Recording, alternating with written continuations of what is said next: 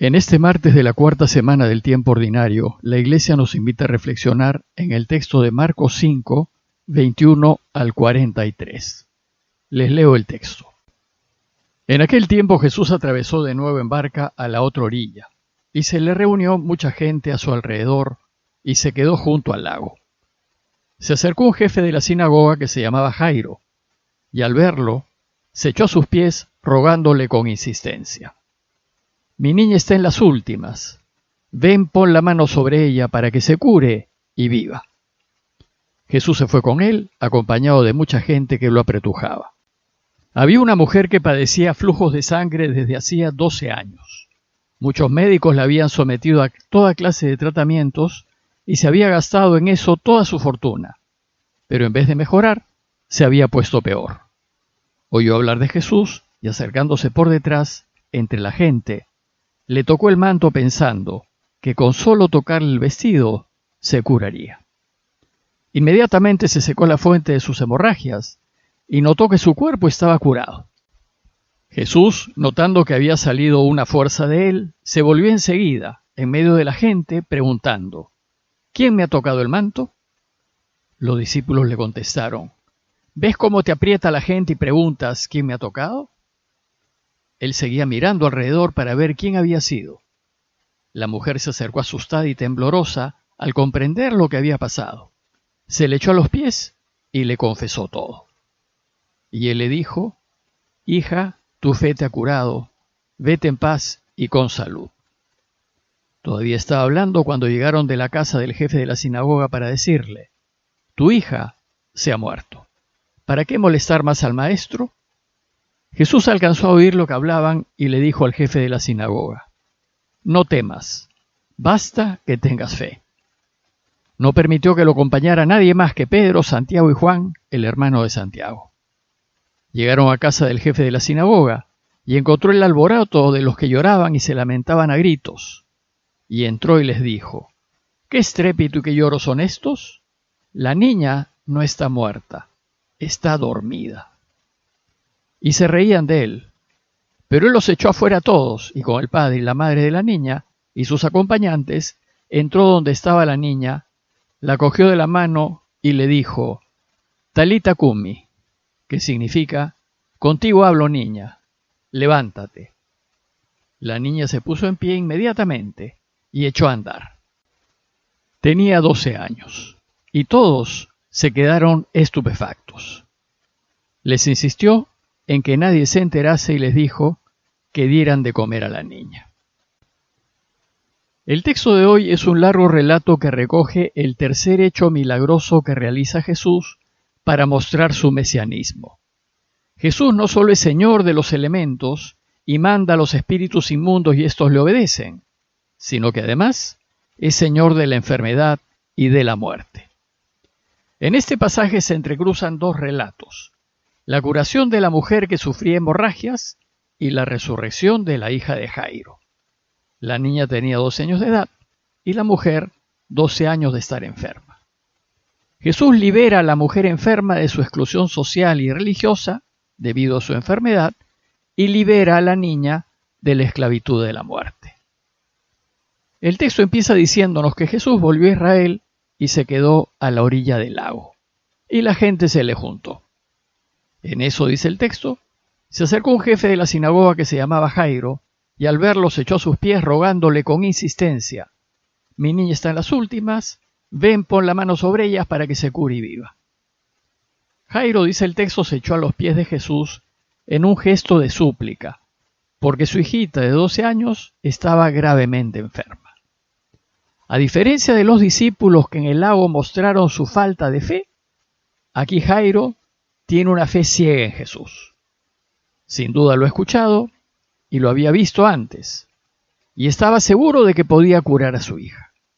Y le pide con insistencia, dice el texto, que vaya con él y que imponga las manos a su hijita. Parece que era la práctica de Jesús imponer las manos sobre los enfermos y curarlos. Pues quiere que se salve y viva, que es el deseo más profundo que todos tenemos hacia quienes queremos. Y Jesús, sin dudar un instante, se fue con él acompañado de mucha gente que lo apretaba. Ante el dolor o la necesidad del otro, Jesús siempre está dispuesto a ayudar, no obstante sus ocupaciones, pues estaba enseñando y había mucha gente en torno a él escuchándolo. Pero en el camino a casa de Jairo, Marcos introduce otro relato de curación. Entre la gente que lo oprimía, había una mujer enferma que sufría de hemorragias desde hacía 12 años. Padecer de hemorragias era una enfermedad humillante que dejaba a la mujer en impureza legal, pues para los judíos la sangre es vida, y según la ley, la enfermedad de sangre o la pérdida de sangre deja a la persona en impureza legal, incapacitada para establecer una recta relación con Dios. Detrás está la idea de que la sangre mantiene la vida, y por tanto si ésta se pierde, uno se queda en el lado de la muerte, y se hace cómplice de la muerte que es contraria a Dios. Por eso las mujeres durante su menstruación quedan impuras y deben purificarse. El problema de la mujer es que por su constante impureza legal estaba excluida de la sociedad, y esta exclusión la dejaba prácticamente en una situación de muerta en vida. Pues como todo lo que toca a una impura lo convierte en impuro, no solo no tenía nada, sino que además no tenía a nadie. La mujer estaba desesperada. Dice el texto que había sufrido mucho con muchos médicos y que había gastado todos sus bienes sin provecho alguno. Es decir, había hecho todo lo posible por curarse y había terminado en pobreza. Y no solo no terminaba de curarse, sino que en vez de mejorar, dice el texto, se había puesto peor. Esta mujer, según Marcos, había oído hablar de Jesús. Probablemente ella no era de Cafarnaúm, pero al escuchar de él, puso en él toda su esperanza. Y se decía para sí, si logro tocar, aunque solo sea sus vestidos, me curaré. Su fe es extraordinaria. Cree que se curará con solo tocar sus vestidos, y está absolutamente convencida de ello. Jairo le había pedido a Jesús que toque a su hija, que le imponga las manos, y ahora es la mujer la que busca tocar a Jesús. Pero ni siquiera él, sino solo su manto. El manto era una especie de chal que usaban los judíos para sus oraciones diarias. Y era tal la desesperación de la mujer que estaba dispuesta a romper las fronteras de la impureza legal y tocar al Señor. Y entonces dice el texto que acercándose por detrás le tocó el manto. Y la mujer quedó completamente curada. Se secó la fuente de sus hemorragias y notó que su cuerpo estaba curado. Dejó de ser impura, dejó de ser intocable, dejó de ser marginada y puesta aparte. Y entonces todo sucedió enseguida, en un abrir y cerrar los ojos. Inmediatamente la mujer se curó y en ese mismo instante Jesús se dio cuenta de lo que había sucedido. Dueño de una sensibilidad increíble y como si sus vestidos tuviesen sentido, Jesús preguntó, ¿quién me ha tocado el manto? Jesús es absolutamente dueño y señor de sí y de su entorno. Se da cuenta de todo hasta de lo más mínimo y en medio de tantos apretones siente que alguien toca su manto de manera especial. Aunque ella lo toca discretamente, lo hace con una fe enorme. Y Jesús siente esa fe. Pero también se muestra aquí como perfecto hombre. No sabe quién lo ha tocado y tiene que preguntar, tiene que mirar y descubrir. Jesús sabe que salió de él una fuerza de vida que es capaz de curar. Él no pierde lo que da, pero sabe lo que da. Y cuando nos da, no se queda con menos, pues es una fuente inagotable de vida. Y nos enseña que siempre que damos, se nos dará. Los discípulos no le hacen caso y más bien le dicen, ¿estás viendo que la gente te oprime y preguntas quién me ha tocado? ¿Cómo se te ocurre hacer esa pregunta? Pero la mujer se vio descubierta y se acercó atemorizada y temblorosa, con cierto sentimiento de culpa. Y entonces se postró ante él y le contó toda la verdad. Se lo dijo todo. Se postró como lo hizo Jairo, pero esta vez en un gesto de perdón, disculpándose. La mujer impura al tocarlo dejó a Jesús en impureza legal, pero el Señor no la recrimina ni le llama la atención por haberlo hecho legalmente impuro. Solo le dijo: hija, tu fe te ha curado, vete en paz y con salud. Y con estas palabras sacó a la mujer de su aislamiento total, físico, social, emocional, y se puede decir que la resucitó para la vida. En ese momento dice el texto que llegaron de casa del jefe de la sinagoga para decirle: tu hija ha muerto. ¿Para qué molestar más al maestro? Jesús oyó lo que habían dicho, dice el texto, pero no hizo caso.